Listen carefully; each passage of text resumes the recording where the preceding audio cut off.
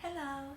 Today I'd like to talk about the things that you never do while you're practicing on the day of performance, and also the things that you should never do while you're performing on the exam.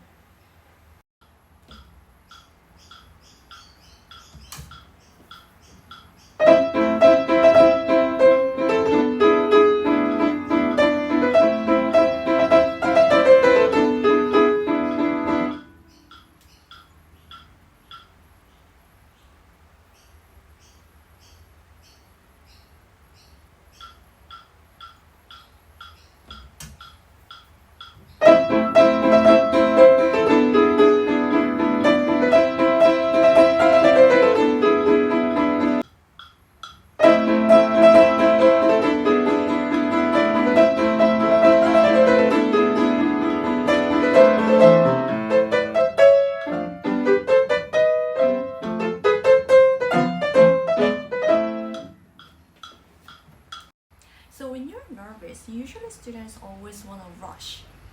So in order to prevent from rushing, you have to practice a little bit slower than the actual tempo on the day of a performance. Please remember that your body is always trying to remember how fast you played most recently, and always want to play faster than the tempo that you tried most recently when they feel nervous. So remember that maybe the tempo is 120 when you practice on the day of performance, just in case you rush later in the exam. Play 10 to 20 slower than the actual tempo. So you might want to practice like 100 for the entire piece, and then just play the first half of the page up to the exam tempo to remind yourself the exam tempo, the performance tempo. You have to understand how body reacts when you feel nervous. Most of the students, they want to feel like they want to rush so that they feel less nervous in that way by moving their fingers fast. So basically they end up tricking their body into thinking they're less nervous by moving their fingers fast and playing in rush. So in order to prevent from having that issue, you must practice a little bit slower than the actual tempo. So even if you rush, play fast, you end up playing 120. If you have been playing in 100 on the day of performance, so that is the tempo that you've been already playing and practicing all along, so you're still able to play properly. But for example, you tried up to 120 on the day of performance, and then when you feel nervous, you start rushing. Maybe you play up to 130 and 140, and that is the tempo that you have never tried, you have never prepared before, and that's how you start rushing and then messing up the details.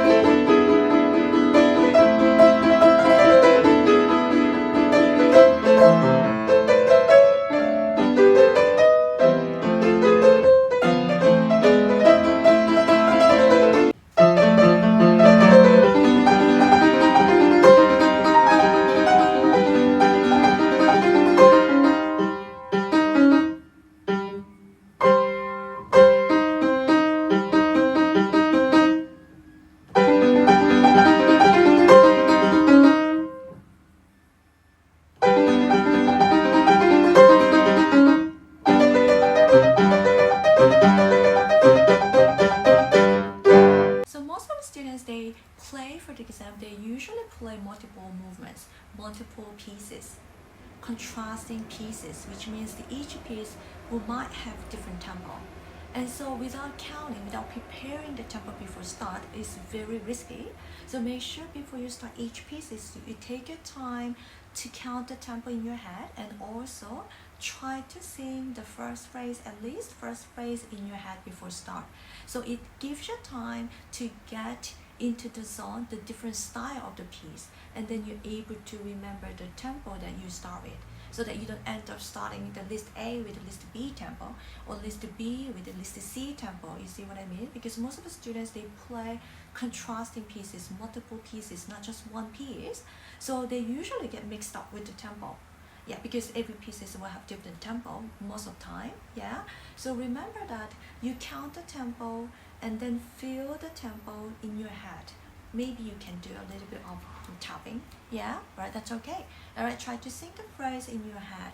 All right, that helps you to remember the tempo of each piece correctly. All right, that's what you're gonna do. And also while you're performing, try not to repeat the mistakes. Don't try to fix the mistakes.